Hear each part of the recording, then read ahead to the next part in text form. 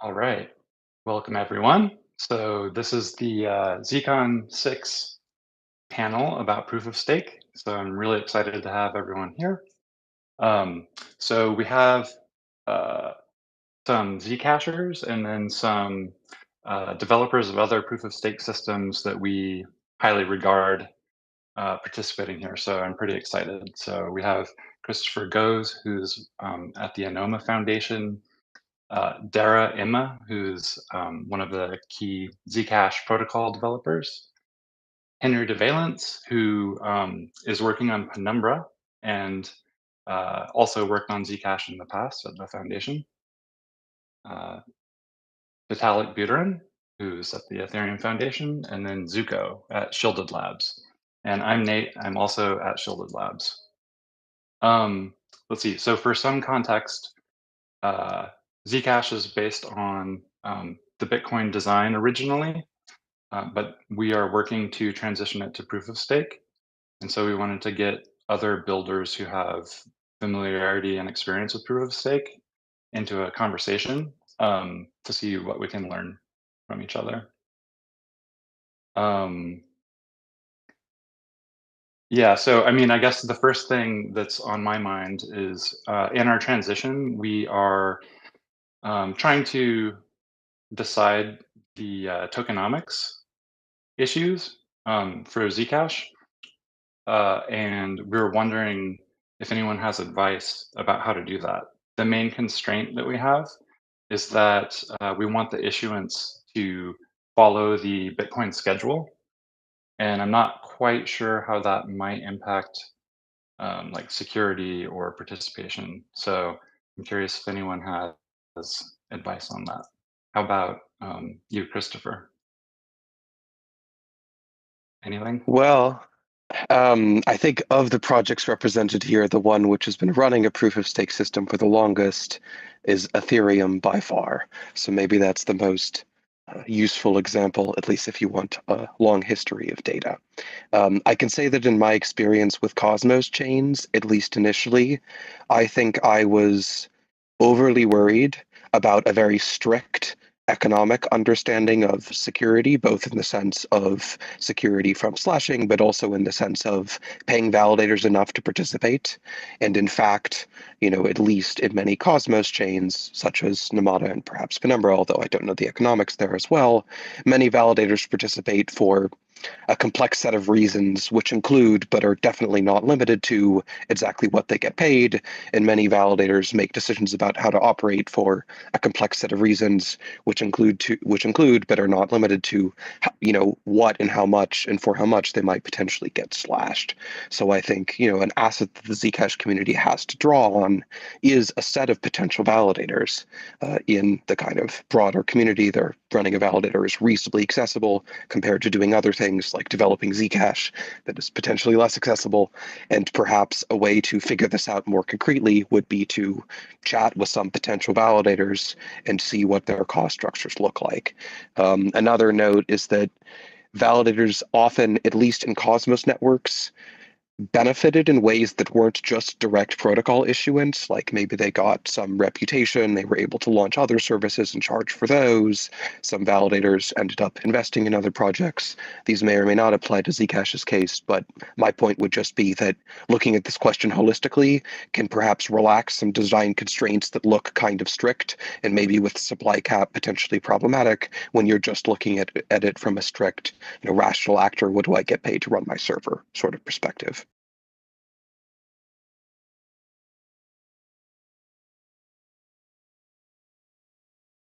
Yeah, that makes a lot of sense. I'm curious to hear from Dara.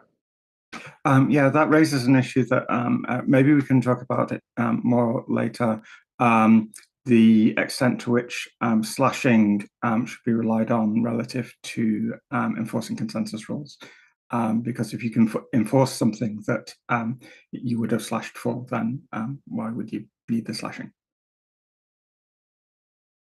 Yeah, I'm really curious about slashing also, especially if there's users delegating stake, which might be a really popular thing to do. It seems like it is empirically, but I assume many users don't understand if there's slashing, like what those risks are.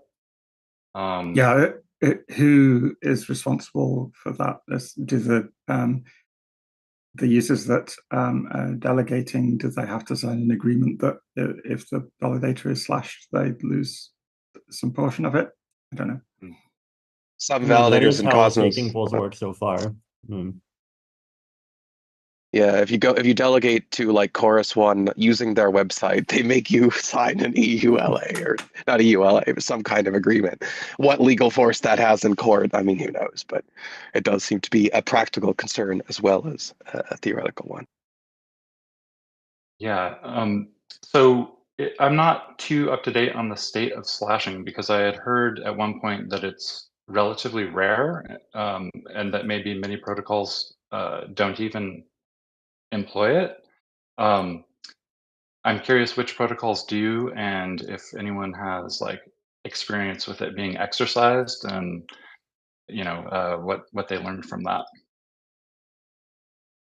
So for Penumbra, we do have a shielded proof of stake system that is live, and there's some lessons there. But we tried to not innovate too much and keep it as close to the Cosmos design as possible. To go all the way back to the original question of like what are some key insights. One that I would raise that we could talk about is like I don't think there's any real tension between having a proof of stake mechanism and having a particular issuance schedule. If you've decided on a particular issuance schedule, you can distribute that issuance through the staking mechanism rather than through mining. And all of the problems that you might have about like maybe there's not enough issuance, you already had by the mining. It's just that now actually there's probably a fairer access to that issuance. Like right now, Zcash holders can't really access any of the mining reward. And in the past that, has some benefits, but I think at the moment, there's also a benefit to the access. On the specific point about slashing, and to Dara's question about why slash for stuff that you could otherwise enforce. In Penumbra, there are two conditions that result in a validator being slashed. One is equivocation. So if they double sign a block at the same height, they are that's misbehavior at the consensus protocol level, and they are slashed for equivocation, and they're permanently removed from the validator set. So if that validator operator wanted to run a validator again, they have to like make a new identity key. They have to get everybody to redelegate to them. It's like that's the game over for your validator, because the one thing that you must never do is double sign a block. Like that's literally like you have one job. And the other kind of slashing that we have is downtime slashing.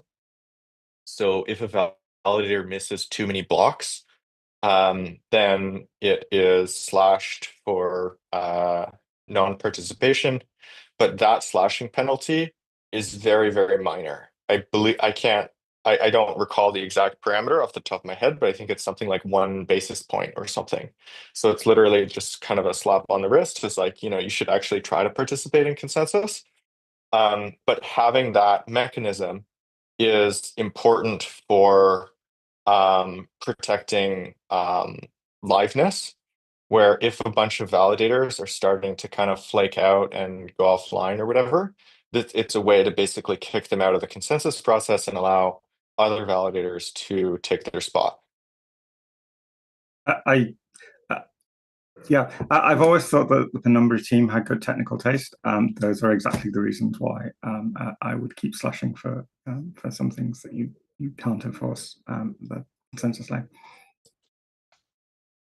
Yeah, so let's see, that brings up a few things for me. One is, so it doesn't seem really feasible to distinguish between like stake that belongs to the operator versus stake that's been delegated, although the protocol can help make that easier and safer.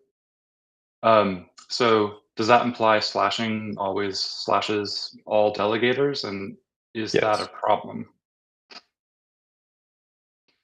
Or a tangential question is, it feels like the security is predicated on uh, participants not wanting to be slashed, but I can't think of a way that ensures operators are financially incentive aligned.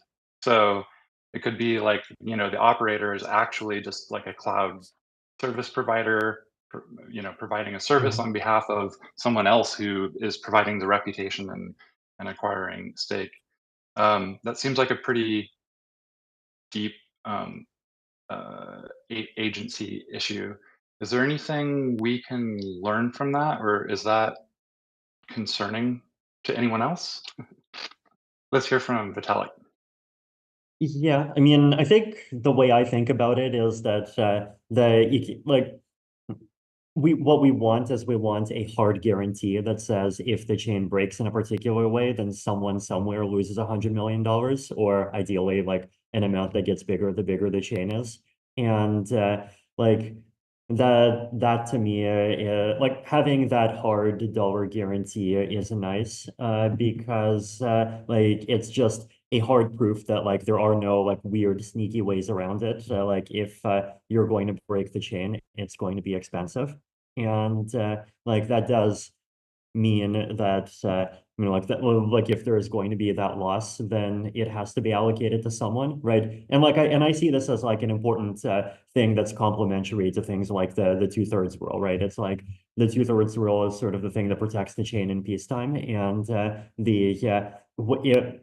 every time the chain breaks, someone loses $100 million rule is like sort of what protects it in wartime, right? It's like when you can't count on the 2/3 assumption to be met because possibly like literally half the chain is two actors, then like you want to have this other rule as a fallback. And then the question is, well, if you have that loss, then who do you allocate it to, right? And like to me, slashing delegators is fine, right? Because as a delegator, it's your responsibility to choose good actors to delegate to as opposed to non-good actors. And like it is a thing that I think can be made to be very low risk, right? Like if like even if you look within Ethereum economics, there's a lot of these mechanisms that say, like basically the penalty is only like non-negligible if you're like you or whoever you delegated to like breaks at the same time as a lot of other actors break. And so if you just like randomly make a mistake, then I mean by definition mistakes are going to be uncorrelated, so it's almost certainly going to be fine for you. So that's like how I see it. Yeah, there's two things and how they play together. Zuko, I see a hand up, and you're looking thoughtful.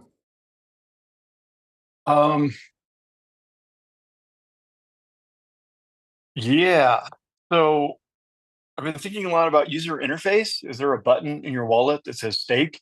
And then the first thing I get stuck on is how does the user know what the risk is if they stake? Like, is there a little icon they can tap to pop up something that says, here's your risk? It's not an EULA like the Course One website, but are they assuming it's riskless? Like there's 0% chance that they'll lose anything? Is there a bound on how much they could lose? Like you could lose 100% of what you've delegated, or you could lose 10% of what you've delegated. So that's what I'm stuck on in terms of user interface. But I want to rewind to what you folks said about slashing. I really liked what Dara Emma said. This like changed my view of things, which is don't punish what you can instead prevent, right? And so Ethereum switched from pure proof of work to proof of stake. Penumbra launched pure proof of stake. Namada is launching, like it's already launched, except you can't make transactions, right? In pure proof of stake. You just can't transfer NAM. You could do all the other stuff. Oh, okay. Awesome. But what we're talking about is this crosslink protocol that Dara Emma, with Nate's help, previously came up with, in which there's still proof of work and proof of stake. And the proof of stake side doesn't validate transactions and it doesn't do anything for liveness. It only serves for finality. So my question is, in crosslink, what damage could you do to users if you like had 2/3 of the stake? Can we prevent it, or is it so limited? Not very much in practice. That actually feeds into another thing I was going to ask about. But first, the technical question. So the things that you would need to slash in the proof of stake component of crosslink are the same things that you slash for in Penumbra. You slash for those things also in Ethereum, but I don't know whether Ethereum slashes for anything else. And the reasons are the same, because those are the things that you can't enforce in the consensus protocol, because they're the things that the consensus in the strict sense depends on. So now in the specific case of crosslink, the construction is that if either the proof of stake side or the proof of work side is secure, then the whole protocol is secure, and that is made more precise in the documentation. Although I haven't written up the security proof yet. But assuming that's correct, the only remaining caveat is that so the amount of money you have from issuance is split between the validators and the miners. So this has always been sort of one of the issues I've been concerned about with this approach. I still think it's a good approach, but we need to make sure that the incentivization is there on both sides, because if you split it and it turns out that neither's enough, then the theoretical guarantees of the protocol are not being met. So how much is enough to incentivize miners and validators in concrete terms? But to be clear, your answer to my question is that even in crosslink, you need to slash for equivocation because you can't prevent it and it could do harm. Correct. Yes. Because if you don't do the same things to mitigate failures in the proof of stake protocol, then you might as well not have a proof of stake protocol. But you have to sort of put in as much effort as you can on each side in order for the whole idea of security that's based on the security of either to work. Otherwise, it's just risk compensation. Yeah. Vitalik, do you have your hand up? Yeah. So just getting back onto this topic of like why you should not punish if you can prevent. I mean, I definitely fully agree with this principle. And I mean, I think this has also, for example, been a really key reason why I've been like so enthusiastic about ZK rollups and ZK plasma and Validiums in particular. Relative to their optimistic cousins, right? It's like it's just such a much cleaner security model. And then, I mean, even on the Ethereum data availability front, right? If you remember, the 2017 era constructions depended on fraud proofs, and like as soon as we discovered that with KZG you could do everything built in, that we just immediately switched to that. With staking, of course, the challenge is that there are two behaviors that, like, at least with current technology, we cannot prevent. And one is censorship, and the other is equivocation, right? And like there is a very long-term future where if you have like widely distributed quantum computers, then like you could maybe do magic with one-shot signatures. Though interestingly enough, like even that doesn't solve the censorship case. And like this is also one of my realizations, right, is that I think a lot of people kind of lean too hard on thinking about the equivocation case, because actually the equivocation case is easier. The harder one is the censorship case, right? And so like in the Ethereum case, for example, like basically the way that you would resolve that is like you can't do it fully yet in protocol. Like there is at some point a subjective judgment of like is a particular instance of blocks being reverted bad enough that you do a minority fork over it, right? And then you do a minority fork, and then like the majority, that was censoring, end up getting their deposits in activity leaked, and they lose half their money, right? So, and then that one, like the challenge is that if it was just equivocation, you could also say things like, oh, well, one benefit of delegation and sort of passing through economic like penalties to delegators is that it encourages them to explore like second layer constructions to try to like actively prevent the slash equivocation. So like trusted execution environments in particular, right? Because like that stuff is way too brittle for layer one to commit to, but at like application layer, you're able to have different users use different ones rapidly, iterate, switch between them, and so on. But obviously for censorship, like that particular solution doesn't work, right? And it's like actually an interesting and more challenging problem to ask, like what does, and like it feels like the solution involves non-zero, like social consensus of some kind, right? But I think he wants to make at least the process of like losing like or getting to a point where you move from consensus on the formally winning chain to a point of like, well, there's actually something to decide, like as automated as possible. Yeah, on the point of delegation, how much risk delegators are taking. I mean, if delegators are completely sort of disconnected and not paying attention to what the validator is doing, then why are we allowing them to stake their money? From a consensus protocol point of view, that doesn't make sense, even if there might be secondary benefits to their participation. So that's a thing that I think comes back to a point that Vitalik made earlier about having a kind of hard guarantee of like how much loss there will be somewhere, is a really good way to look at this. And I think a key insight, which is true for all blockchains, but is especially true for Zcash and other shielded chains, is that the protocol cannot understand beneficial ownership. It's just outside of the concept, like the universe of concepts that it can deal with.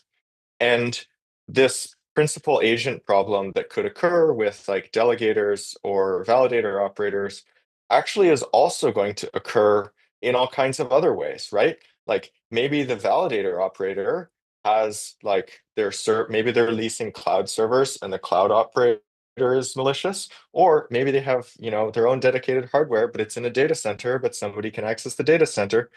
There's this like fractal principal agent issue all throughout the stack. And the way to solve that is not to try to have the protocol take into account each and every possible different failure mode. Rather, it's to have the protocol say, there is going to be this much economic loss. And now as like users or stakeholders of the protocol, like go figure it out. Go figure out like how that loss is going to be apportioned, and sort of trust that the incentive created by the threat of that loss will propagate through the entire system design. And I think that at a fundamental level, like there's no way that you can do better than that. So you should take that as a given and then just try to design it into the system. And this is a reason why I think it's actually important to have delegation built in as a kind of first party part of the protocol, because otherwise like that need or that market desire to have delegation is not going to go away. And it's likely that some system that someone would build on top is actually probably going to be worse, or will introduce new kinds of systemic risk that as a protocol designer you could have like handled better? Yeah, I mean, I'm kind of disappointed that we didn't pay more attention to mining delegation when we launched, because as it is at the moment, you're just delegating to a mining pool, and the way people sort of model the control of the hash rate is they look at the total mining pool shares, which they should, because that's a single point of failure. The fact that there are thousands of individual miners contributing to a pool's hash rate doesn't matter. It's the total pool share that matters. Whereas if we'd kind of, I guess we didn't have time, we had so much else to do. But I really did want us to look more closely at delegation protocols that would give the individual miners some kind of hold over the pool, so that the pool couldn't just do whatever it wanted. Christopher. Yeah, I mean, relevant to that point of delegators making decisions, I think a pertinent question for Zcash to think about in this context is, how you want those decisions to be made, or what kinds of social, in some sense, this is a miniature, case-specific web of trust that delegators are using to make decisions about who to delegate to. And parts of that web of trust can live in the protocol, parts of it can live outside of the protocol. In the sort of standard basic proof of stake designs, delegators are making individual decisions, as in they're individually picking validators. Maybe they pick multiple validators. They're assessing them individually.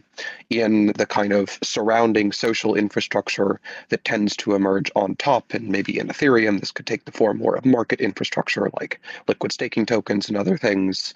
In other ecosystems, it might take the form of recommendations. In theory, someone could develop insurance products. I don't know. I think that exists in Ethereum, but I don't know of it in Cosmos. But not only the question, I mean, one, you could consider other just delegators making individual decisions about who to delegate to, at least in my opinion, is not like the be-all, end-all optimal equilibrium. Like, I think some amount of intermediation where you have more principles in between, at first glance, that looks bad. But at second glance, the thing which that gives you is that now there are parties that have more time to assess the validators, and they can split the cost of that time amongst the parties that delegate to them.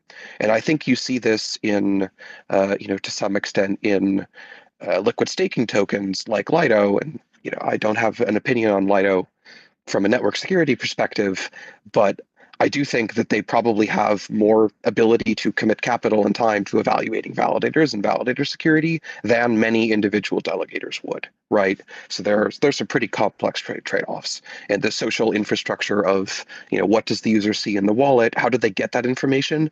What order is the list of validators put in? Like, some of these things sound kind of dumb, but actually they're really important.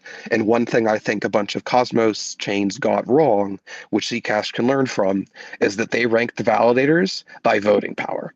And delegation is really sticky. So as soon as a bunch of delegators started delegating to, some initial validators, those initial validators were ranked first in the interfaces, they were ranked first in the block explorers, and most delegators, without the ability to assess in detail each validator's security setup and other network contributions, etc., they just picked big ones because those seemed safe, right? And this is dangerous. The same phenomenon occurs in mining pools. People tend to pick the biggest mining pools because they think that's the more stable. So just to clarify, when I said that I regretted that we hadn't spent more time on delegation protocols, I don't necessarily mean consensus protocols. That the consensus part of this should be minimized to just the necessary mechanism. I'm actually interested in how Penumbra does this. Maybe I should have looked at the docs beforehand, but what is necessary in the consensus protocol, Henry?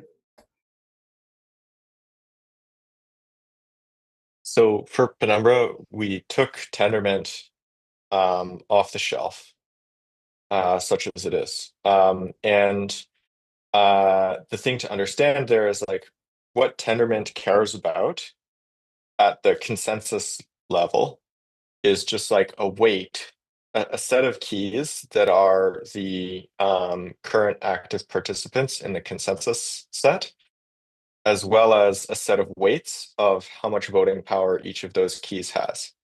And in the interface between Tendermint, which is the generic BFT replication engine, and the application, which is the state that's getting replicated. So if Zcash were to do this, it would be like, okay, all this shielded pool state and everything is in the kind of Zcash app, and then there would be this consensus engine.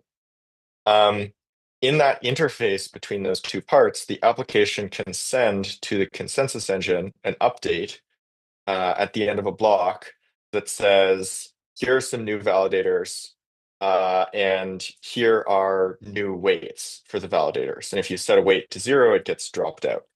And so the actual consensus layer is not at all concerned with any of the details about how the staking is happening or whatever. In fact, the engine is just as happy to do a kind of proof of authority chain where those keys and weights are kind of static and fixed for all time.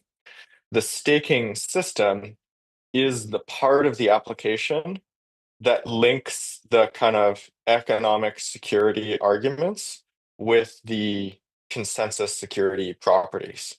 And all the rest of the application is like, sort of relatively unimportant for the consensus security, but the staking part is the part of the application that has to be co-designed with the rest of the system. So for Penumbra, the way that we modeled this, because we didn't want to have this tension of like, as a holder and as a stakeholder, like, do I get to have privacy or do I get to participate in staking? That seemed bad. We wanted the staking to be done inside of the shielded pool.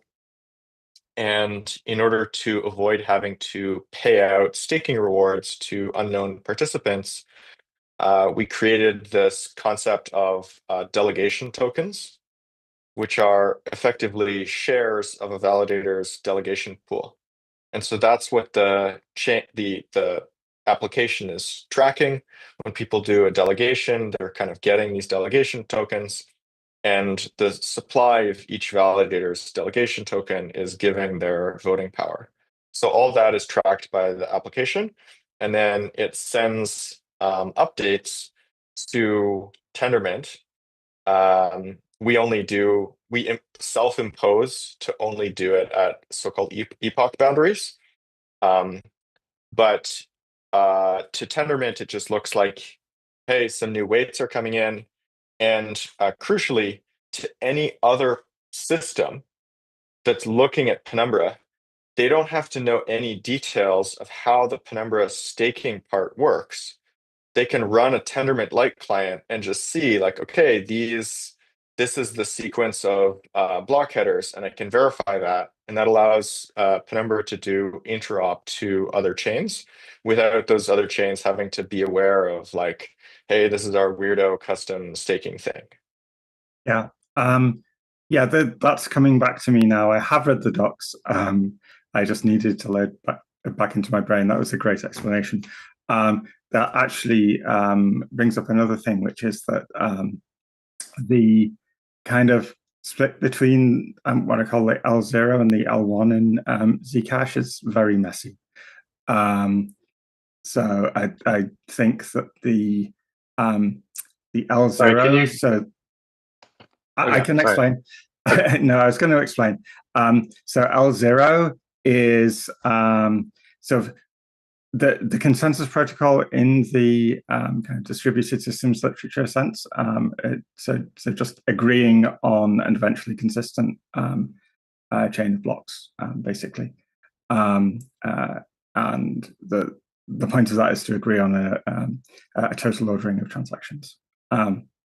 So if you can do that, and if you can separate that from all of the rules that are about the economic computation that you're trying to achieve, that's incredibly useful.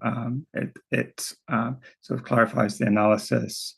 It makes it easier to respond to security flaws. It's just so much nicer. It makes the code nicer.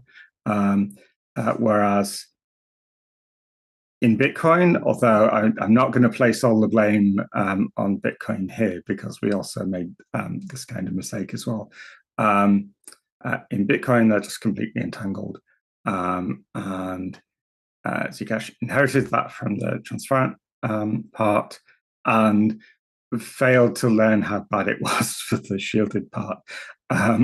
So if we can improve that when we move to proof of stake, I would like to. I think maybe the cross-link design is not the it's not lend itself completely to that, because it's still basically a proof of stake chain with a finality gadget on top, especially crosslink 2. So crosslink 1 was more complicated. It was based on this Snap and Trap paper, and I basically ripped all of that out because that had a lot of problems and complexity. And crosslink 2 is just you have a proof of stake chain, and you have a method of determining where what is final. And yeah, that means that the entanglement between L0 and L1 is still in place for the proof of stake chain. It has to be. Sorry, can you say again? Okay, but you want to disentangle what? So L0 and L1. Okay. L0 is agreeing on a totally ordered sequence of transactions, which must be eventually consistent, and it must have assured finality. In other words, so there is a prefix of the chain that you can be as confident as possible does not roll back for any node past that point. So all nodes agree on that. And then L1 is everything else. Well, okay. L1 is all of the other consensus rules in the sort of looser Bitcoin sense. It's the sort of how the shielded protocol works. Sort of the idea of UTXOs, the idea of notes, sort of all of the details of the zero knowledge proofs and the signature schemes and all of the cryptography and well, the cryptography that is not necessary for L0. So some cryptography is necessary for L0, but that should be cleanly separated, and it just isn't at the moment. So I wanted to jump in because there's a user question, and I think it's helpful to connect these really quick, because the question is, why are we Zcash developers interested in deploying crosslink? And the question says, instead of doing it the way Ethereum, Penumbra, or Anoma are doing it. And I think, like, reading into the question more, if I set aside Ethereum, there's something really appealing about just launching a new system with a new design.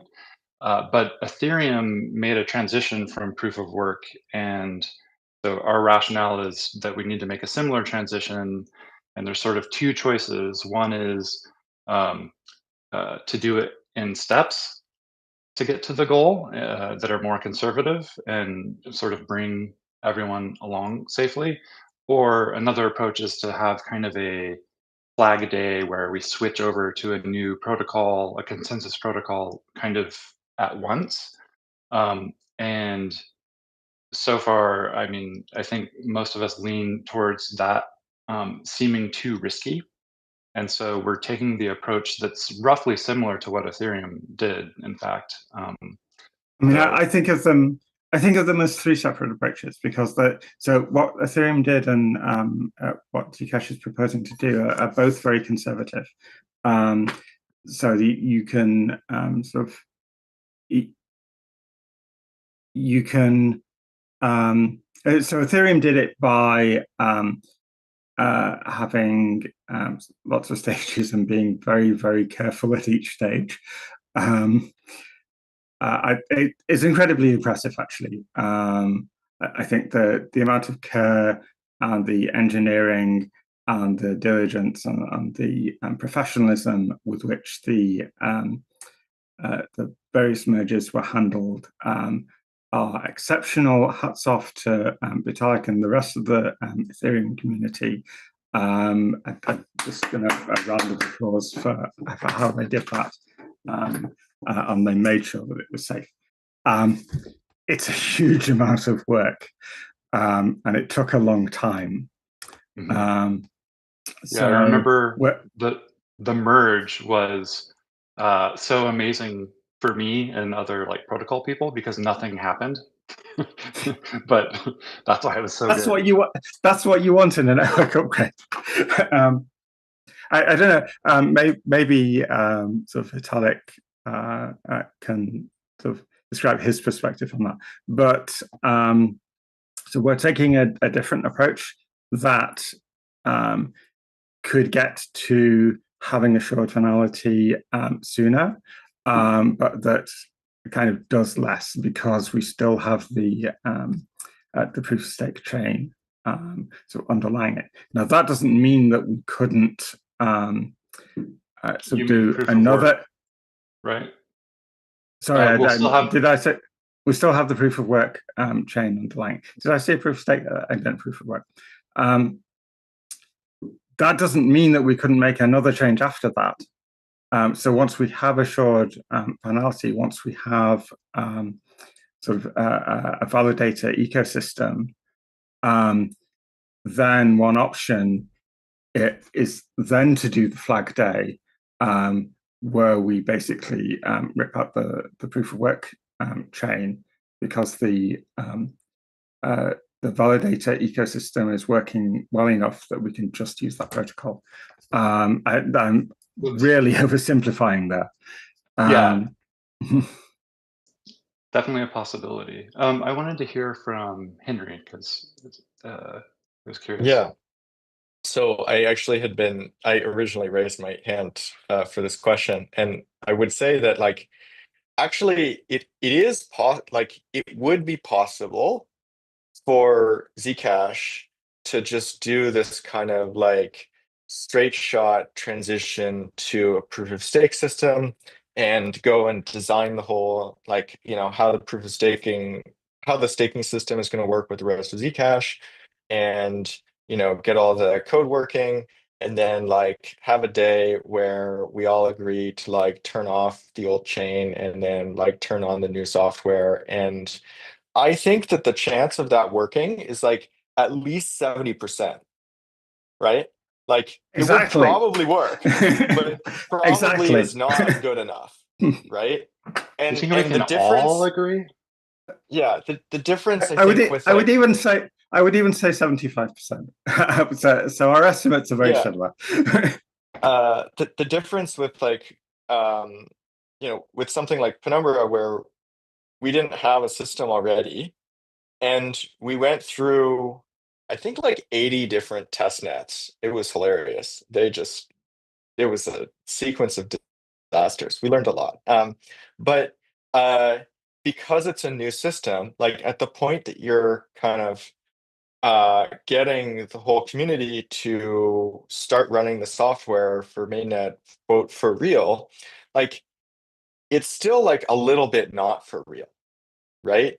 And for the Penumbra launch, there was this kind of like phased process where many of the features of the chain, in particular, like the interop with other chains or the DEX or whatever, were kind of like disabled by parameters. If it had turned out that the whole thing had been like there was some fatal like problem where it just like didn't work at all, like I think, you know, not likely, but like had that happened, the consequence is fairly low because you're still building the shelling point around the system. But for something like Zcash or Ethereum, where it already exists, you can't really do that. And so I think that the phased approach is definitely the way to go. But what I would say is, you know, and this, I don't want to backseat drive too much, but I think that the effort should focus on like, okay, there will be a future where we're just running proof of stake. And like Crosslink is a kind of means to an end to getting to this future where we have proof of stake. And so we should focus on the kind of eventual outcome of there's just the proof of stake part and not overbuild the kind of transitionary scaffolding.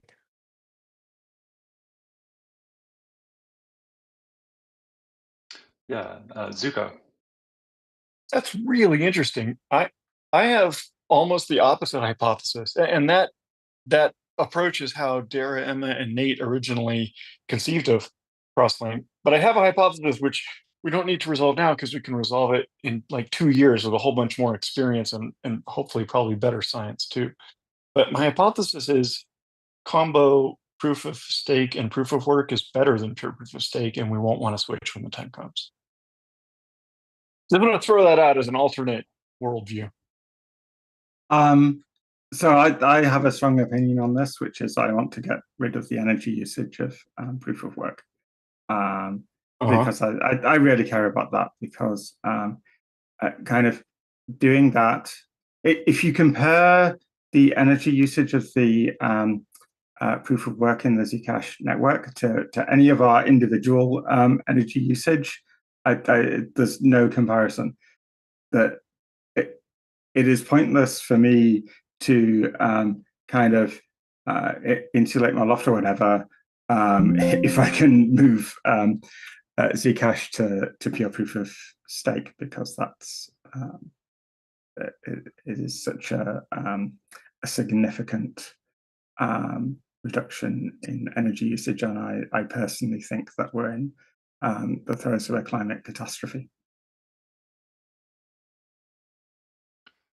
So we've touched on so many things that I want to dig into more, but one of them ties into the relative merits of hybrid protocols versus pure BFT protocols. So one thing about BFT protocols that makes me anxious is if they halt, which is possible. I'm not too clear on how they restart, and I'm anxious that the way they restart in practice is there's just kind of a cabal of operators in a Discord channel who know each other, and they define the shelling point. And the reason that makes me nervous is it seems like a kind of centralized control that could be captured. And so I'm wondering how everyone here thinks about that problem, or what solutions you're imagining for that. Vitalik? Yeah, I mean, I would recommend just adopting Ethereum's like hybrid finality and availability and available chain mechanism and the inactivity leak mechanism for recovery. It's a thing. It's been running for a while. There's now even an unintended live fire drill of the recovery part happening on a testnet right now. So you know, a lot of good information about how all the different parts of it work, and within the if the proof of stake redesign effort that Justin's been calling the beam chain. So far, there's a lot of optimizations that have been thought about, like basically around like 3 slot finality and effectively like removing some of the complexities of Ethereum's proof of stake and basically making it feel pretty similar to sort of like what Tendermint plus available chain might end up looking like. So I think it's not that bad to just like borrow it or even collaborate with Ethereum researchers on like making sure the details are what we need. That intrigues me, especially because so once we move to this cross-link step, which I think we've been discussing, is likely just to be a first step before future improvements. Once we move there, we will have a hybrid with a dynamically available subprotocol, which is proof of work, but Ethereum has a dynamically available protocol that is not proof of work. And I'm curious if you could share more about the mechanism, I forgot what you call it, but to ensure availability. And one question I have is it something that helps ensure that the chain never halts? Or is it something that can, like if the chain does halt, is that just not right. a consideration for this protocol? Okay, so basically, yeah, you can think of the mechanism as being a fork choice rule. And so there is a chain and the chain follows a fork choice rule. And then separately from that, there is a finality rule, which basically reinterprets messages that have been published and like shows like enough people have made messages here that like provably like they cannot go back on this block without a third of them getting slashed, right? And then when that happens, the block is called finalized. And obviously there's many different types of fork choice, right? So like the types that existed back in 2013, 2014, like Peercoin, NXT, and all of those ones, they basically just had like one validator per block. And you could literally run a finality gadget on top of that, right? Like you could say one staker per block, you have some number of them, and then like you just run FFG to finalize over that. And like finality will probably take a day, but like that's a simple one. What Ethereum uses today is like basically like goes even further in the direction of where proof of stake chains ended up going, which is they say, well, instead of during each slot choosing one block or one staker to send a message, you choose like some committee of them. And then like you have a fork choice rule that takes into account all of those votes. And then the reason why you want to do this is so that even if you have a malicious staker selected for one block or even like quite a number of blocks in a row, the committee like keeps them in check. And if that committee is large enough, then like they can't actually do anything except for, I mean, obviously like censor transactions from the block that they create, right? Or just disappear for that amount of time entirely. And so in like one of the ideas for like the end game of this is basically like if you make the fork choice rule be LMD ghost, which basically says like from a parent you choose the and if a parent has multiple children, you choose the child based on which child is supported by more of the latest votes of all of the stakers. Then like potentially which is what Ethereum does right now. But what you could do is if you get rid of committees, then like you basically have a mechanism where like everyone is voting in every slot. And then you layer the finality rule on top of that. And then you have like basically near like optimal or like near optimal finalization time. And yeah, so like the mental model is basically that like you think of the base as being this available chain and the available chain keeps running. Like even if World War III happens, then like 90% of stakers go off, the other 10% keep it going. And then of course, if internet gets cut off, then you might have like 10% keeping it going in the US and 5% keeping it going in Europe, but that's like an unavoidable trade-off of any of these systems, right? And then on top of this, you have finality, and then you have the inactivity leak thing, so that if like a huge percent permanently go offline, the chain eventually recovers to finalizing with the remaining group. Yeah, Oh, I I see. think So actually Just Sorry. a clarification, the inactivity leak, Mhm. it only applies to finalization, not the DA. So the right. Sorry, is it what both? about DA? Does finalization leak only apply to like the subprotocol that's applying finality, or does it influence the dynamically available subprotocol? Oh, I see. Okay, so the way the inactivity leak works, right, is that when finalization stops, the chain detects that finalization stops because the chain itself like regularly collects evidence of like who has been participating, and so it knows if it's finalized. And then if finalization stops, then the chain starts applying progressively heavier penalties to validators who are not participating. And then eventually, yeah, you get to the point where those penalties just keep accumulating, that the people that are still online go up to making up 2/3 of the total balance. And then at that point, the chain finalizes again. I think we should just adopt that exactly as is. I agree with Dark. I think that the Zcash protocol designers have a little bit of a not invented here tendency. And so the nice thing about Crosslink is that it like FFG, the finalization rule and the underlying chain and the fork choice rule are independent. I mean, I think they're not quite independent in FFG. There's a paper on that. But I don't know whether that applies to a previous version of FFG. There's nothing that paper. Yeah, you can completely just import that mechanism wholesale from Ethereum as closely as possible, and it works fine with Crosslink. And you can also change. So after the transition to Crosslink, you can then change how the what's now the proof of work protocol works. And it's a little bit safer to do that then, because you already have the finality rule. So there are only so many ways you can mess up. Okay, let's hear from Henry, then Christopher. Sure. Okay. So this, I'll just caveat with like, this is like, just like my opinion, man. I agree That's why we're that here. Zcash should like take a consensus mechanism from like just sort of off the shelf.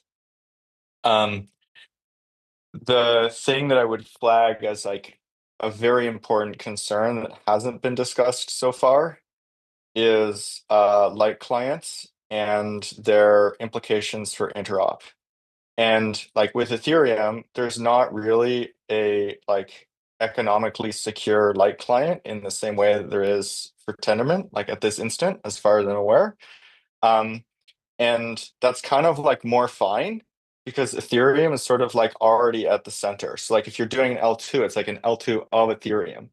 But right now, I think that there is kind of an existential problem for Zcash of how do people actually use it? How does Zcash connect to other stuff?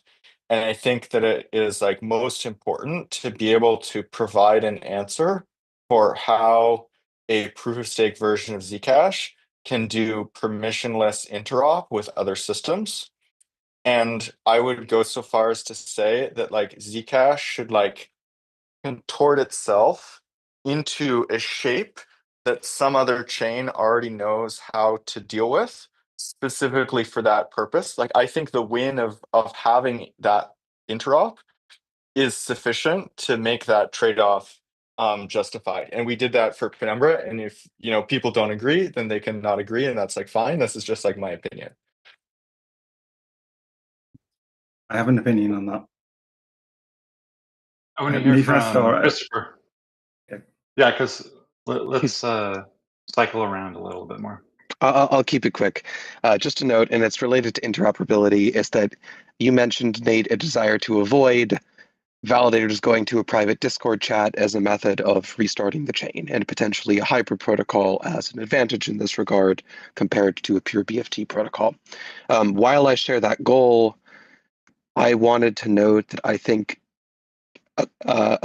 actually obtaining that advantage from the hybrid protocol in practice is dependent not only on the design of the hybrid protocol, but also on how it is that other people choose to verify finality.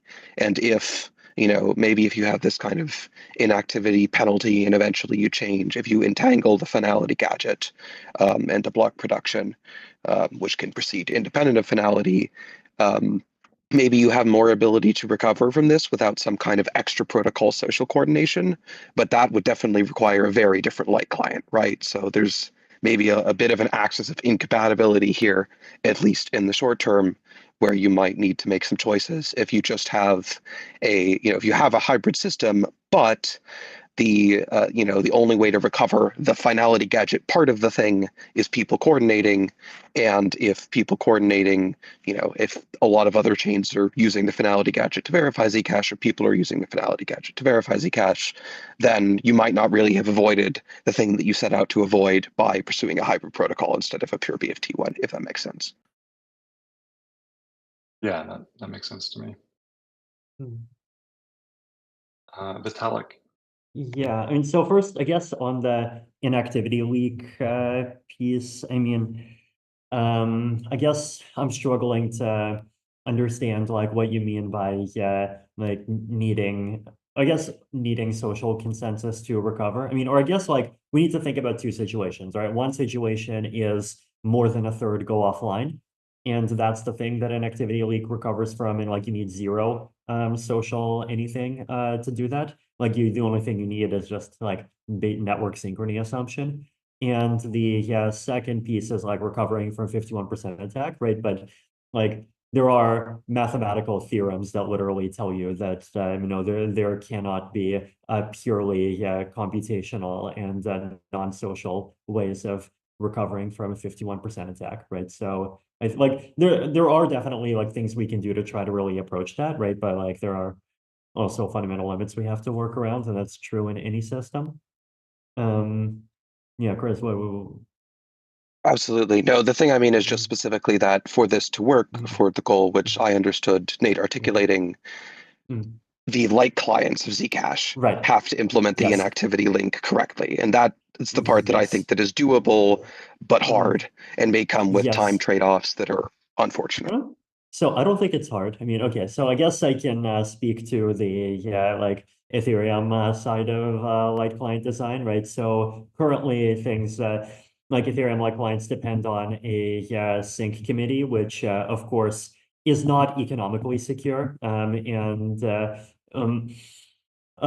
the reason why that was done is basically because the number of validators is just too large, and the committee mechanism in particular is just too like it's too large for data-wise for a light clients to like actually be able to constantly interpret all the different committees.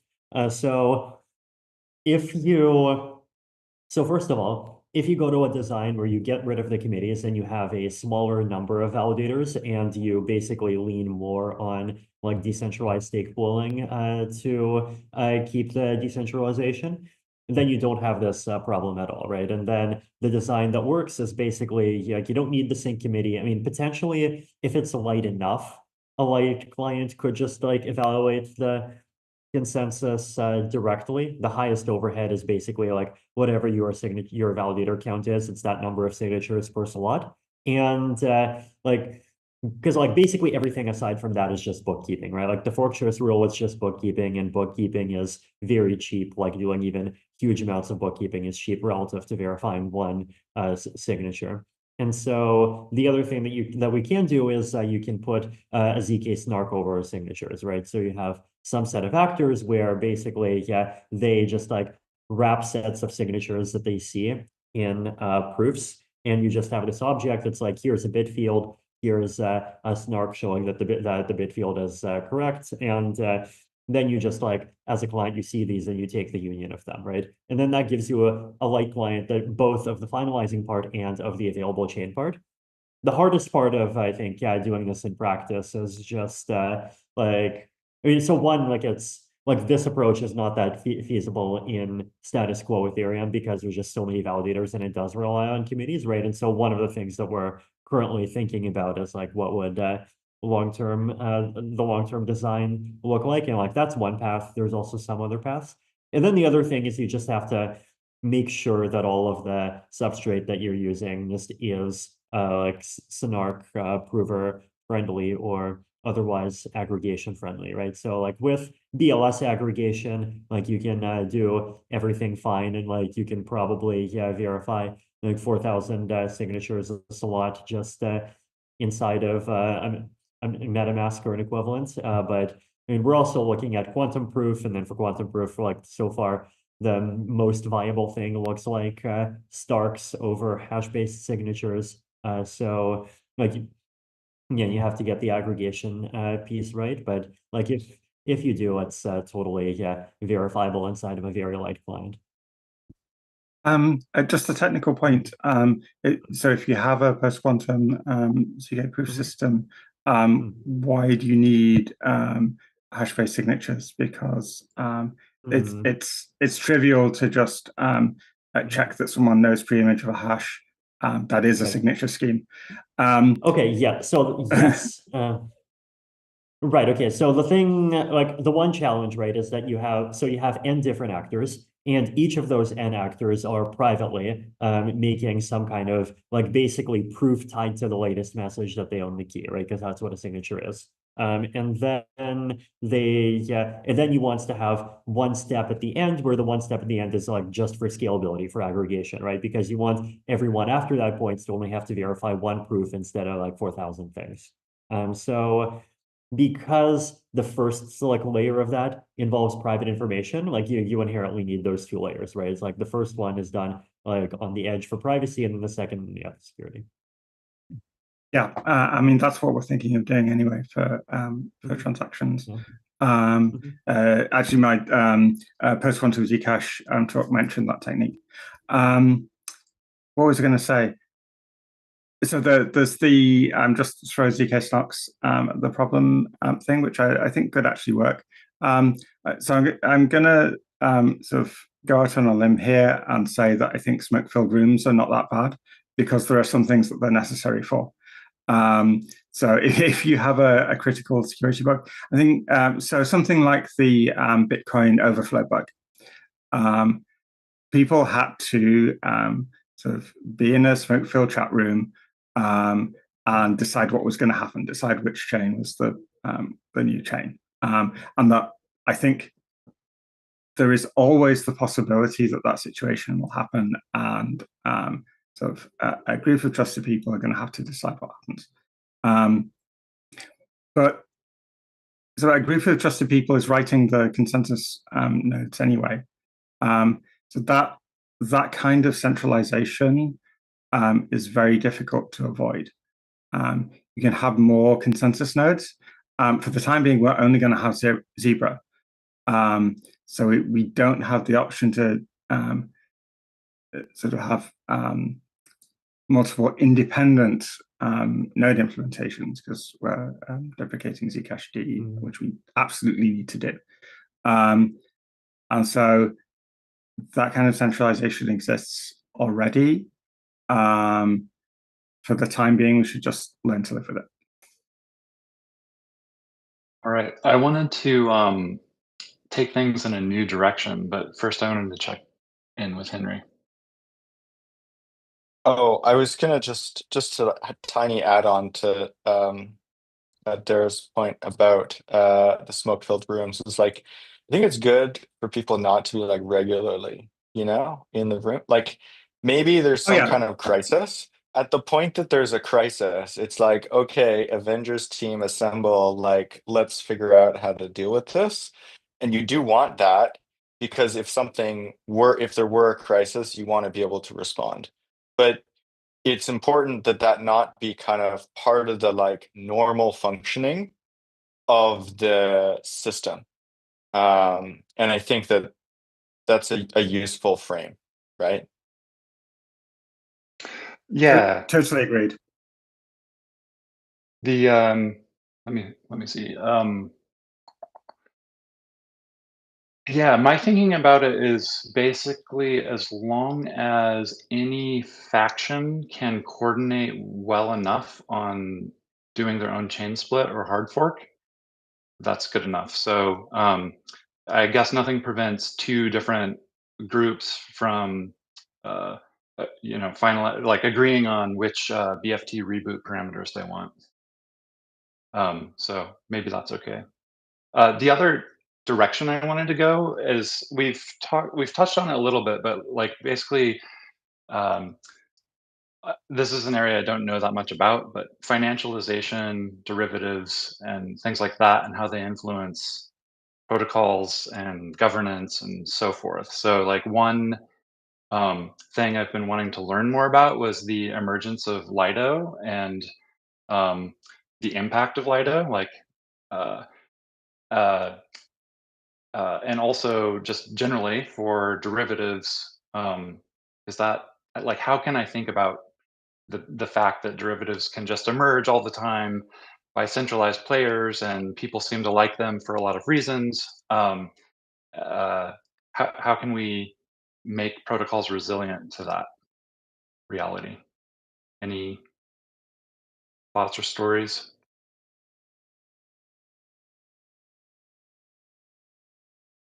I guess my maybe slightly contrarian take is that in a certain fundamental way, you can't.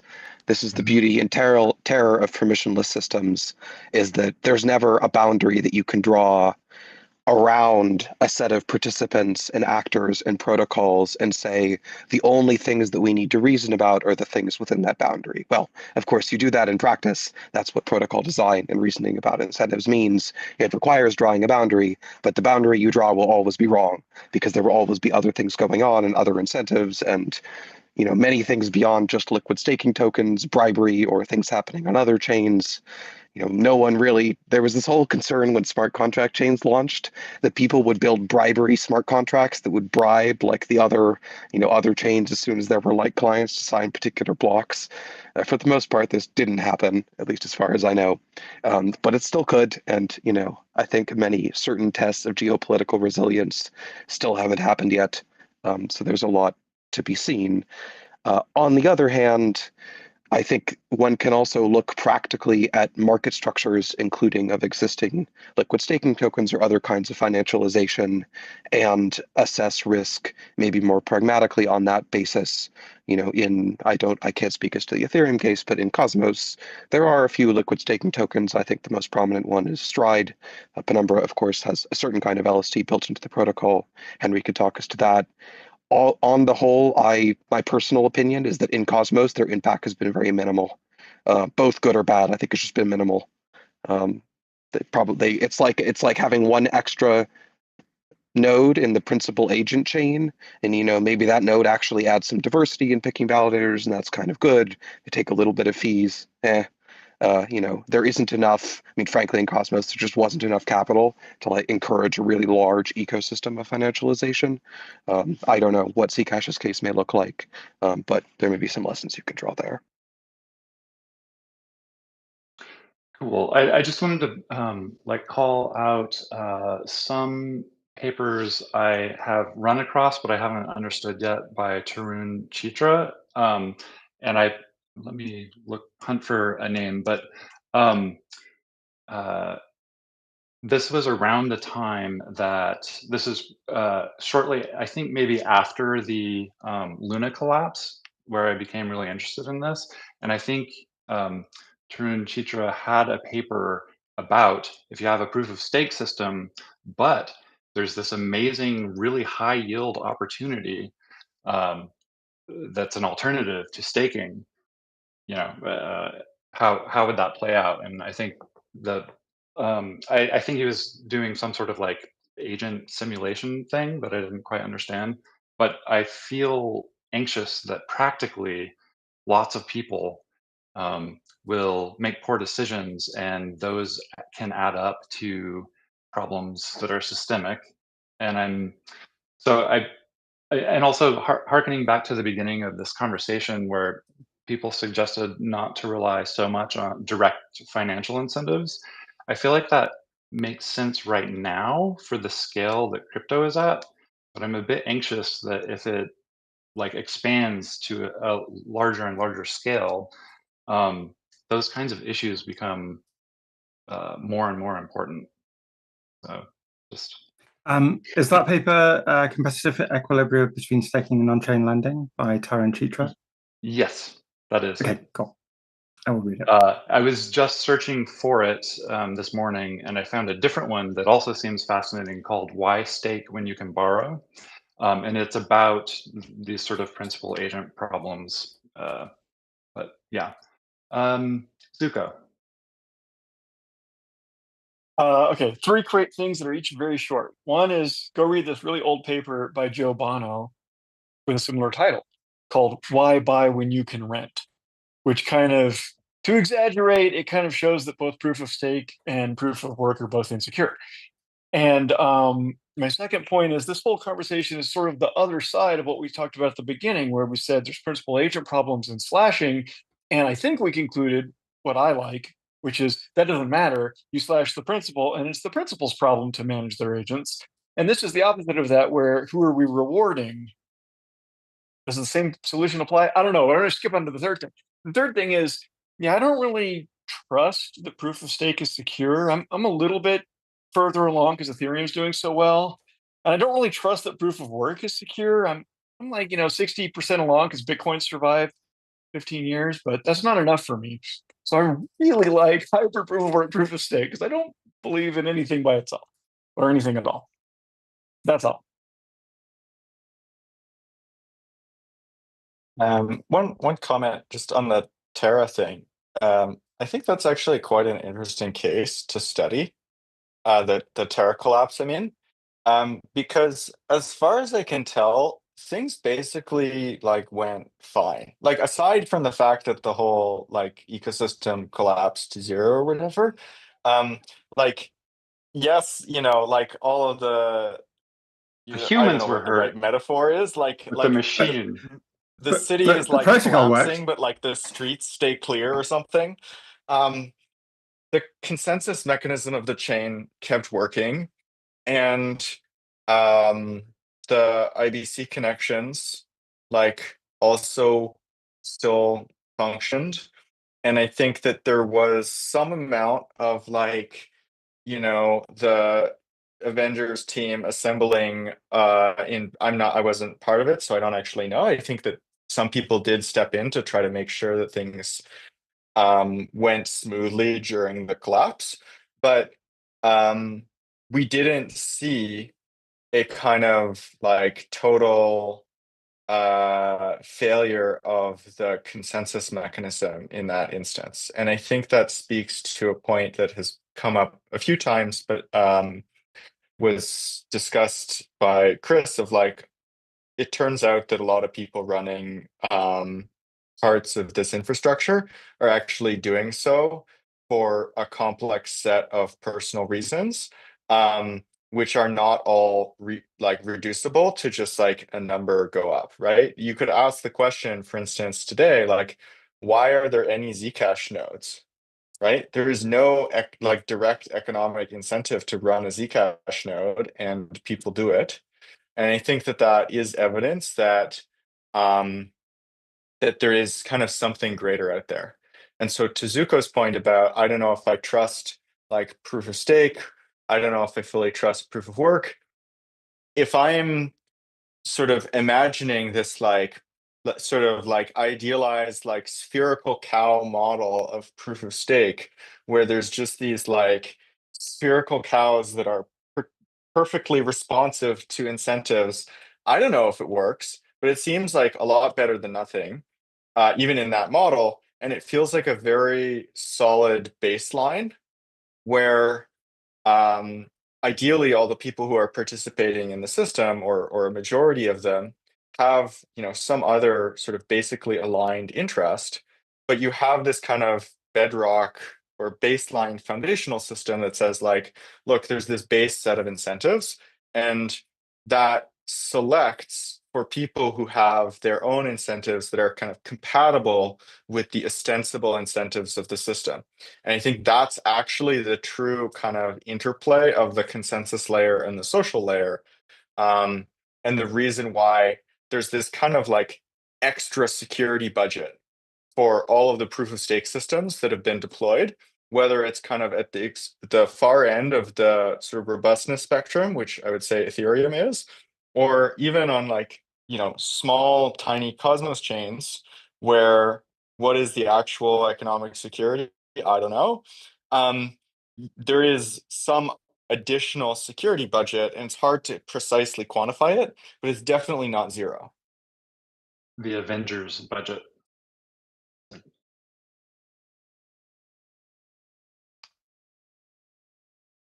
Great point, Henry. Yeah, I think altruism shouldn't be underestimated. I mean, yeah, we live in a society, and people care about more things than money. All right. So, yeah, So if I could be indulged for, I do have one follow-on point to the altruism thing, which is it is also beneficial to not try to select participants purely based on financial incentives. And one thing that has gone well for Penumbra is that the chain didn't choose the kind of we'll just get like people to come in and have like a super high staking rate or whatever, and that meant that the people who showed up to run nodes at the beginning of the network are people who are actually aligned with the project, and that's a super powerful foundation, and Zcash has an enormous amount of goodwill, and it should leverage. Definitely. Yes.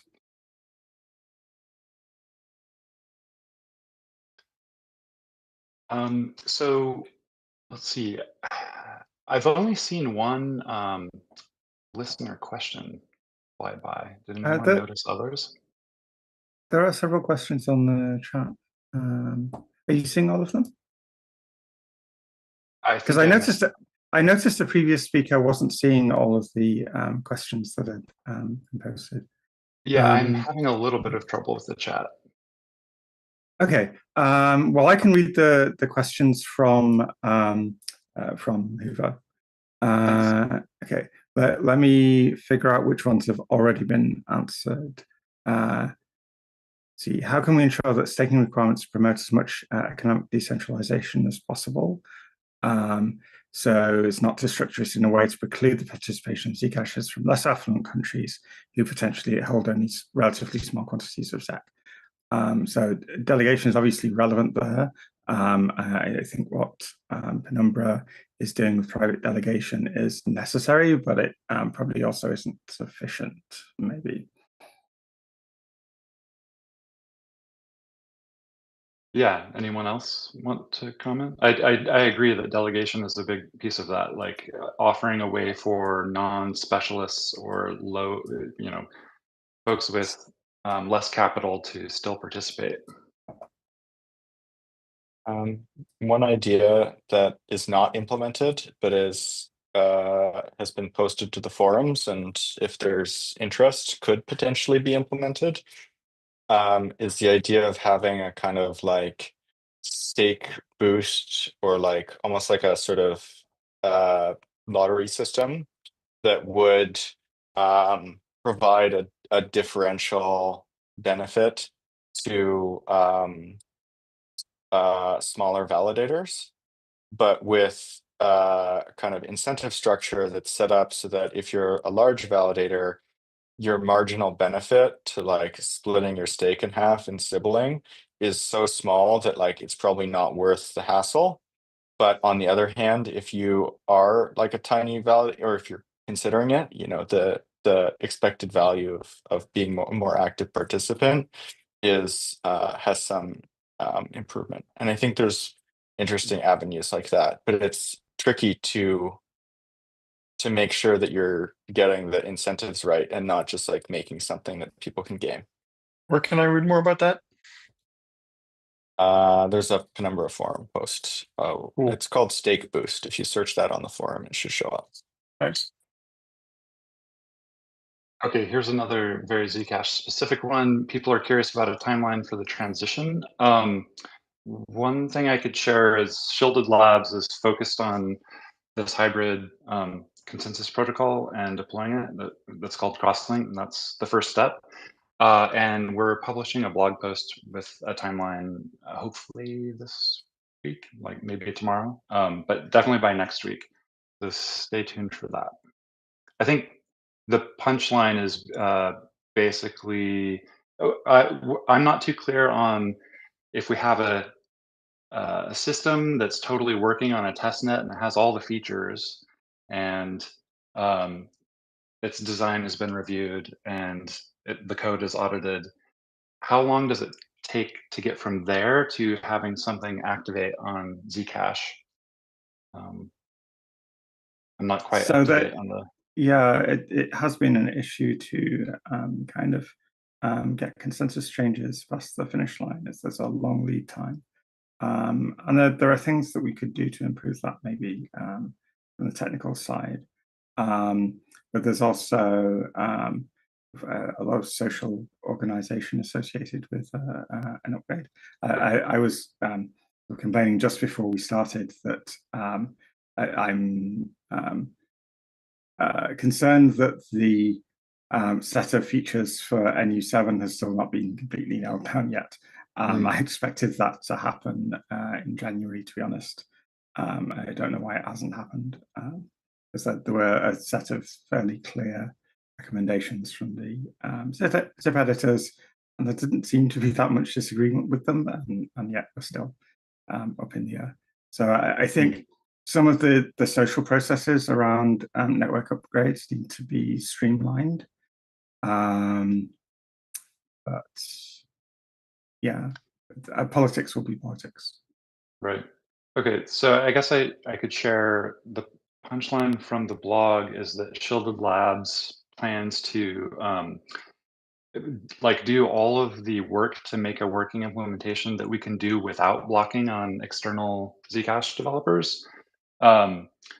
So we think we can have a working implementation in about 12 months. And then however long it would take to go from there to activation is more uncertain. And it's also something I think we can continue to improve upon as across the orgs as we approach that. Yeah. Well, I wanted to thank everyone for showing up. It's been really helpful for me, hopefully helpful for the audience, and I really appreciate hearing from all of you. I think this was my favorite panel I've ever been on. Yeah. It's a great panel. Thank you. Especially because I'm not in a poofy chair on a stage. That's a chair that's too poofy. They're always too poofy for me. I hope I didn't hug the mic too much. I have a little bit of tendency to do that sometimes. Thank you all so much. Great. Yeah, this was a lot of fun. So helpful. Thank you. Thank you. Bye. Thanks all. I'm really Cheers. excited about everything you are all building also. Yeah, me too. Keep it up. It's great to talk to a bunch of smart people.